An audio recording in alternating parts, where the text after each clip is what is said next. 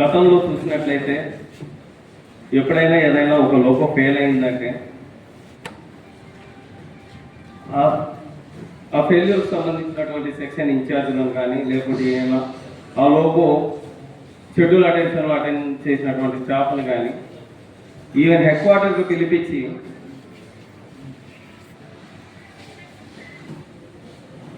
వాళ్ళని విచారించడం అనేది జరిగేది. ఇది చాలాసార్లు చూసామన్నమాట.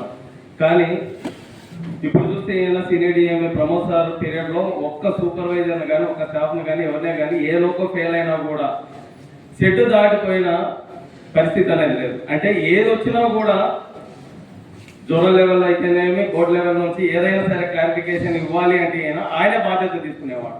ఇది ఎలాంటి అయినా మనం క్రికెట్లో చూస్తే రాహుల్ ద్రావిడ్ అనే ఒక క్రికెటర్ ఆయన ఉన్నాడంటే ది బాల్ అనే ఆయనకు పేరు. అంటే గోడలాగా నిలబడేవాడు షెడ్కి స్టాఫ్ కోసం కానీ సూపర్వైజర్స్ కోసం కానీ ఏదైనా లోకో ఫెయిల్ అయితే వాళ్ళ వరకు రాణించేవాడు కాదు పనిష్మెంట్. మీరు చూసినట్లయితే ఒక్క సూపర్వైజర్ కానీ స్టాఫ్ కానీ ఇంతవరకు ఒక్క ఛార్జ్ షీట్ అనేది లేదు.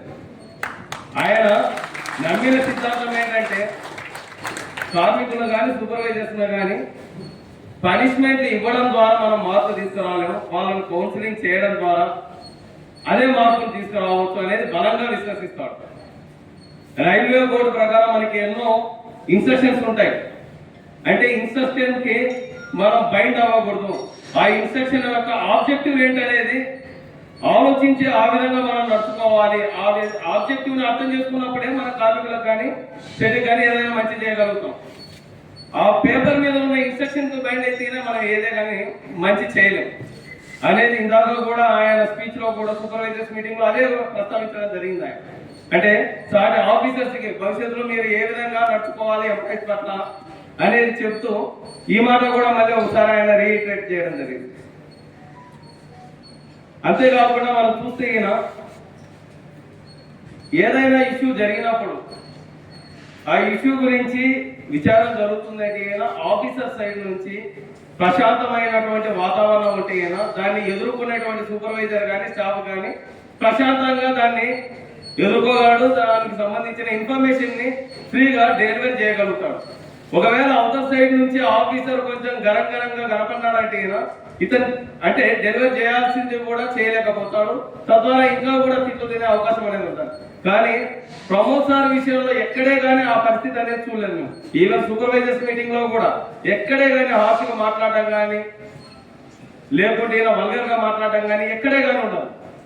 ఏదైనా ఇష్యూ జరుగుతుందంటే నెంబర్ ఆఫ్ క్వశ్చన్స్ ఇస్తాం. ఆయన దగ్గర ఉన్న లక్షణం ఏంటంటే ఏదైనా ఇష్యూ వచ్చింది ఫెయిల్యూర్ వచ్చిందంటే మ్యాక్సిమం నెంబర్ ఆఫ్ క్వశ్చన్స్ ఇస్తారు తప్పనిచ్చి ఎక్కడే కానీ ఎవరైనా కానీ ఇబ్బంది పెట్టినట్టయితే ఇంతవరకు చూడలేదు. ఆ క్వశ్చన్స్ చేయడం వల్ల మనకి సబ్జెక్ట్ ఇంకా తెలుసుకోవాలన్న ఆ జిజ్ఞాస అనేది పెరుగుతుంది మనలో. సో ఆ విధంగా ఎంప్లాయీస్ని కానీ సూపర్వైజర్స్ని కానీ మోటివేట్ చేసి సబ్జెక్ట్ మీద అవగాహన పెంచుకునే విధంగానే ఆయన ప్రవర్తన అనేది ఇన్ని రోజులు చూడడం అనేది జరిగింది. సార్తో ఇక్కడే కాదు, నాకు గుంతకల్లో కూడా డెమో ఇన్ఛార్జ్ ఉన్నప్పుడు 2019 నుంచి కూడా మేము డెమోస్ మెయింటెనెన్స్లో కలిసి పనిచేసాం. అక్కడ కూడా అంతే ఏదైనా ఇష్యూ వచ్చిందంటే డెమోస్ సంబంధించి అర్ధరాత్రి అయినా సరే వచ్చేవాడు.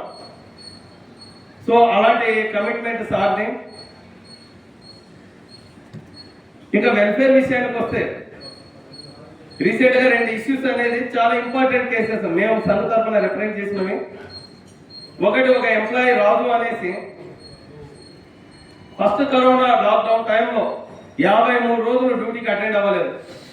సెక్షన్ ఇన్ఛార్జ్ అప్పుడు మనోజ్ సార్ మన ఎస్ఎస్సీ జనరల్ గారే ఉన్నారు. ఆయన ఇన్స్ట్రక్షన్ బేస్ చేసుకొని పబ్లిక్ ట్రాన్స్పోర్టేషన్ అనేది లేదు కాబట్టి మీరు అక్కడే ఇంట్లో ఉండండి, మీ ఆబ్సెన్స్ పీరియడ్ని డ్యూటీగా ట్రీట్ చేయడం జరుగుతుంది రైల్వే బోర్డు గైడ్లైన్స్ ప్రకారం అనేసి ఒక ఇన్స్ట్రక్షన్ ఇచ్చిన తర్వాత ఎంప్లాయీ మళ్ళీ పబ్లిక్ ట్రాన్స్పోర్టేషన్ రెస్టోరేషన్ అయ్యేంత వరకు 53 రోజులు ఇంటి దగ్గరే ఉండడం జరిగింది. పబ్లిక్ ట్రాన్స్పోర్టేషన్ రెస్టోరేషన్ జరిగిన తర్వాత ఈ షెడ్యూల్ నుంచి ఎస్సీఎల్ కోసం అనేసి వెళ్ళినటువంటి లెటర్లో ఫస్ట్ పేరు అబ్బాయినే ఉంది. దురదృష్టవశాత్తు ఆ అబ్బాయి కాకుండా ఆ అబ్బాయి కంటే కింద ఉన్న వాళ్ళందరికీ కూడా ఎస్సీఎల్ శాంక్షన్ అయింది. ఈ అబ్బాయికి మాత్రం 53 రోజులు ఎల్ఏపీ అనేది పడింది. రీసెంట్గా ఒక 2-3 మంత్స్ బ్యాకే మా ట్రెజరర్ వేణుగోపాల్ గారి ద్వారా ఈ ఇష్యూ మా దృష్టికి తీసుకురావడం జరిగింది. వెంటనే రైల్వే బోర్డు గైడ్ లైన్స్ క్లియర్గా ఏమున్నాయనేది సార్ దృష్టికి తీసుకెళ్ళాము. తర్వాత ఇక్కడ నుంచి షెడ్యూల్ నుంచి వెళ్ళినటువంటి డాక్యుమెంట్స్ను కూడా సార్ ముందర ప్రజెంట్ చేయడం జరిగింది. నాకు తెలిసి వేరే ఆఫీసర్ ఎవరైనా ఉంటే కదా ఆ టైంలో నేను ఇక్కడ ఆఫీసర్ కాదు, ఈవెన్ ఈ డివిజన్లోనే నేను లేను కాబట్టి దీన్ని చేయడం ఇది నాకు రిస్క్ సంబంధించిన విషయం అనేసి సింపుల్గా స్కిప్ చేసి ఉండొచ్చు. కానీ ఆయన ఆ విధంగా అనుకోలేదు. అదే ఇందాక చెప్పినట్టు ఏదైనా సరే గైడ్ లైన్స్ కానీ ఇన్స్ట్రక్షన్స్ కానీ బోర్డు నుంచి వచ్చిన వాటి యొక్క ఆబ్జెక్టివ్ అర్థం చేసుకుంటే ఆఫీసర్ ఎంతైనా మేలు చేయగలుగుతారు ఎంప్లాయీకి. సో దానికి ఒక నిదర్శనమే ఈ రాజు కేసు. అవన్నీ క్షుణ్ణంగా పరిశీలించాడు. ఓకే సుభాష్, మనం ఇది చేయొచ్చు, ఏమి ఇబ్బంది లేదు, రేపు పొద్దున ఆడిట్ వచ్చినా కూడా వీ కెన్ ఆన్సర్ ఇట్ అనేసి మీరు ప్రొసీడ్ అవ్వండి, మీరు రిప్రజెంటేషన్ ఇవ్వండి, నేను దాన్ని పోస్ట్ ఫ్యాక్టో శాంక్షన్ ఇస్తాననేసి ధైర్యంగా చెప్పి మేము సబ్మిట్ చేసిన వెంటనే ఇమీడియట్ గా పోస్ట్ ఫ్యాక్టో శాంక్షన్ ఇచ్చాము. ఆ తర్వాత అకౌంట్స్ లో తర్వాత పర్సనల్ డిపార్ట్మెంట్ నుంచి కూడా వెంటనే అనుమతులు అనేది జరగడం. లాస్ట్ వీక్ ఆయనకు 53 రోజులు కూడా ఏదైతే ఎల్ఐపి ఉంటుందో ఎస్సీఎల్ గా ఆర్డర్స్ మారుస్తూ పర్సనల్ డిపార్ట్మెంట్ నుంచి వచ్చిందంటే దానికి ఫుల్ క్రెడిట్ మన సీనియర్ డిఎంఏ ప్రమోద్ సార్ గారు సగర్వంగా నేను తెలియజేసుకుంటున్నాను. ఎందుకంటే మనం పొందిన మేలు అనేది ఎప్పటికీ మర్చిపోకూడదు. తప్పకుండా 10 మందికి తెలిసే విధంగా ఆ అవకాశం వచ్చినప్పుడు మనం చెప్పకపోతే మనం కృతజ్ఞతాహీనులు అవుతాం. సో